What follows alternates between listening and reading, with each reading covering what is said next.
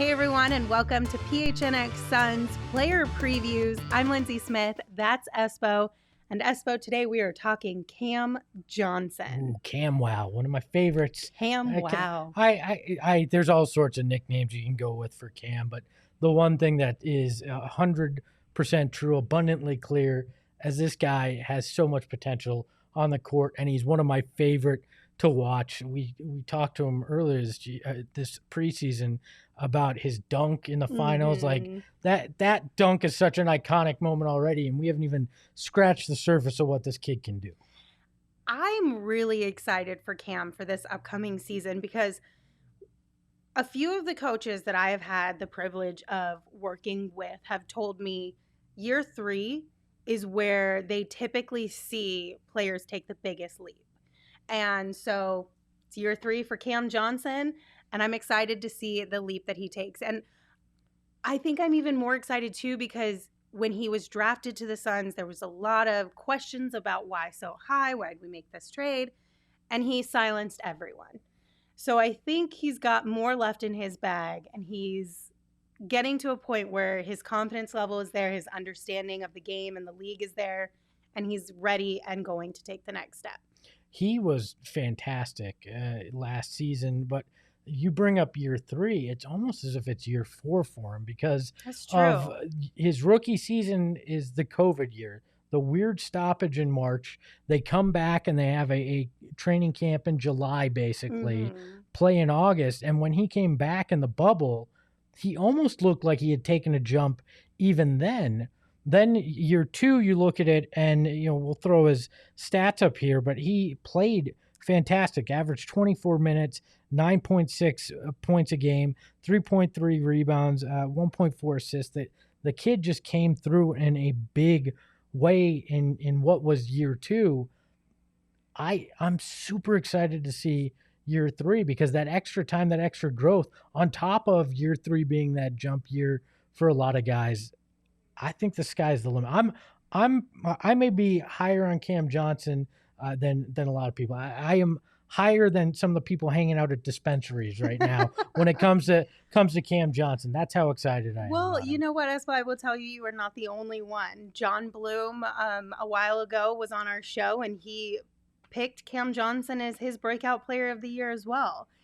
Not to get ahead of ourselves, but our anonymous scout also shared that Cam Johnson maybe made some people question Mikal a little bit. I could see that. I'm not going to go too deep into that because I'm not trying to start something.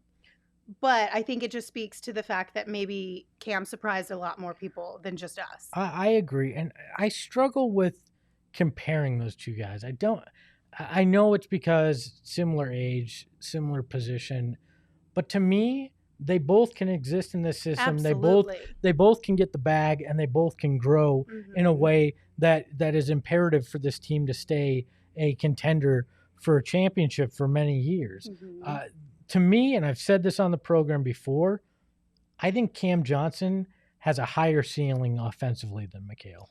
Yes, and that was also kind of mentioned from our Why don't we just hop into the anonymous scout now? I mean, I may as well. I mean, it sounds like I'm the anonymous scout at this point. It does sound like it, but I'm you're not. I haven't even seen these. I promise. I was the one who spoke with them, not Espo.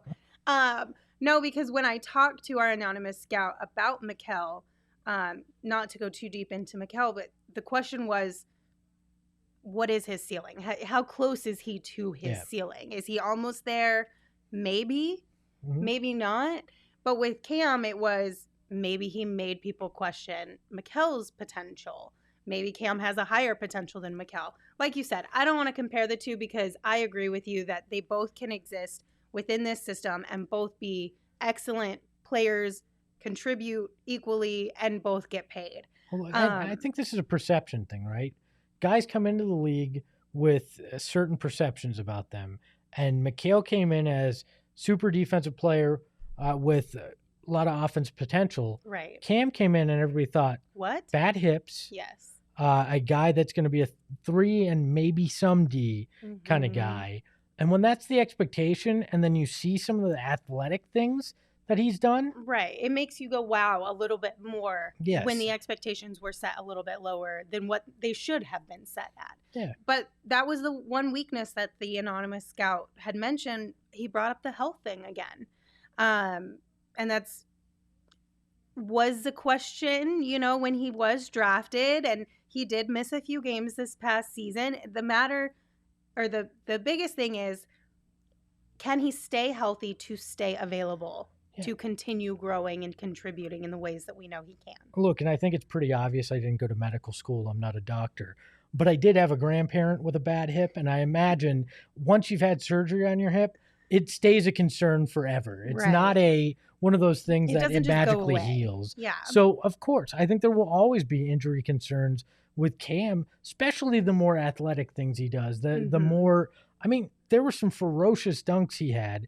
So I'm sure there will continue to be those health questions. But until he's injured on a regular basis on the NBA level, you can't be worried about it. You can't hold it against him either. That's very true. It's not his fault that he had injuries in college, and some guys have that in college and never have an issue in the NBA. Exactly. So, I mean, didn't Landry Shamet have some issues? You're asking the wrong guy. Am I one of the people doing the Landry Shamet player preview? I haven't studied yet on Landry. I'll let you know. My bad. Well, with that, let's send it over to Cam Johnson himself, who we had on the program a little bit earlier in the month, and hear some of the top things from that. Where does that Tucker dunk in the finals rank for you personally on your list of best dunks? It has to go number one because it was in the finals. It was on the biggest stage that I've ever played in personally, and it was, the most unfortunate part of that was we started to get a little bit of momentum back, and we just narrowly missed closing the gap to keep it a close game. So you know how these playoff games work. There's runs and then counter runs, and that was kind of part of a counter run that we couldn't make to keep the game close. So we got it to probably 5 or 6, but then never got it closer. And if you'd like to see the full interview we had with Cam Johnson, just head on over to gophnx.com. It will be available for you there. All right, Espo, let's get into some growth chart.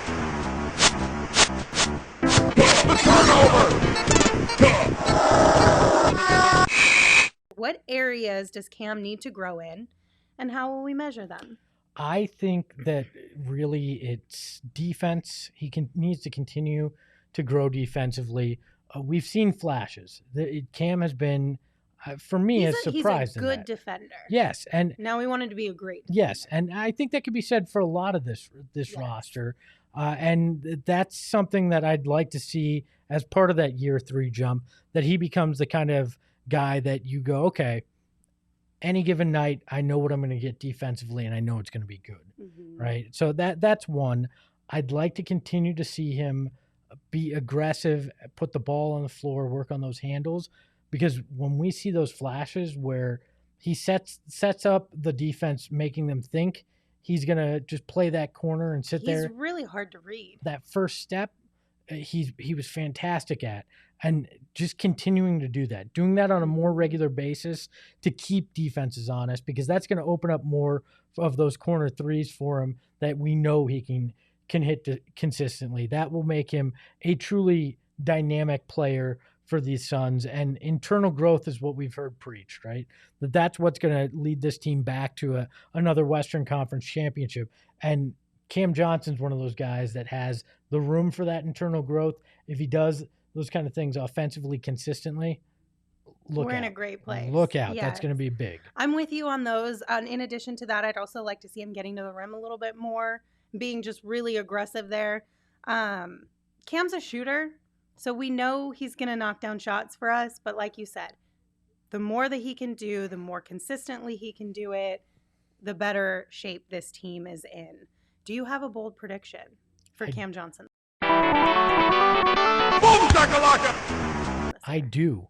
I think Cam Johnson will get most improved player votes, and I think he'll probably have the highest point increase, average point increase of anybody on the roster. Outside of if Jalen Smith gets playing time, that's not fair. It doesn't really count. But that doesn't count. But anybody that played consistently last year, I think we're going to see the largest jump from Cam points per game. I like that, and I would be happy with that. I think a lot of people would. Yeah, I wouldn't be mad at that. I think mine is going to be that he winds up in the starting unit at some point this season. I think that's fair. We saw it at times last year, but Jay Crowder is such a streaky shooter that if he goes in one of those funks, it's going to be very tempting to put Cam in that starting lineup if he continues to grow offensively. And I could see Monty give Jay a couple of those streaks where he goes cold, but at any point, if they're chasing a specific seed in the playoffs or anything, God forbid we see a drop off and they're chasing a playoff seed and trying to stay out of that play-in scenario, I could see you turn to Cam Johnson in that starting line. And I love Jay Crowder, so it's nothing against Jay Crowder. But I also think, too, with how much of a load he's had the last 2 years, I also wonder if maybe at times throughout this season, just like Chris Paul, he might also need a little bit of a break. Could totally see that. So maybe that's something that Monty plays around with a little bit more. Maybe it's not, but that's what I'm going with. Yeah, I think that is very much in the realm of possibility. I do think that he is a guy that could turn into that six-man scoring threat this year where he is that kind of instant offense on the bench for you. The guy in that second unit that you go, that's the one will score for us, which may make it a little more difficult to move him into the starting lineup if he becomes more of a focal point in that second unit offense. Anything else you want to add about Cam Johnson? Look, just don't underestimate this kid this year. I think there's a lot that he will do that will wow a lot of people. I think one of the biggest things too is just his intelligence. Yes. He's very intelligent, period. He's also got a pretty high basketball IQ, and he has a very strong desire to want to learn. And I think those go a long way and will help him tremendously throughout his NBA career in getting better each and every day because he genuinely wants to learn all of the things. And he's still one of the older guys on the roster somehow. So. Which some people have brought up that they're older. How much more can they grow? I'm not buying into that one. No, because I'm not. The thing is, he's older. Well, a lot of guys came into the league that spent 4 years in college back in the day. The one and done or 2 years and done wasn't a real. It wasn't as prominent or prevalent as it is now. And guys still grew when they got to the league. So I don't think that that's going to be, he's reached a ceiling because he's 25. It's just not the case. Yeah. I'm not worried about it, but if you guys are worried about it, let us know in the comments and we'll discuss later on. But for now, thank you for tuning in. We will see you on our next player preview.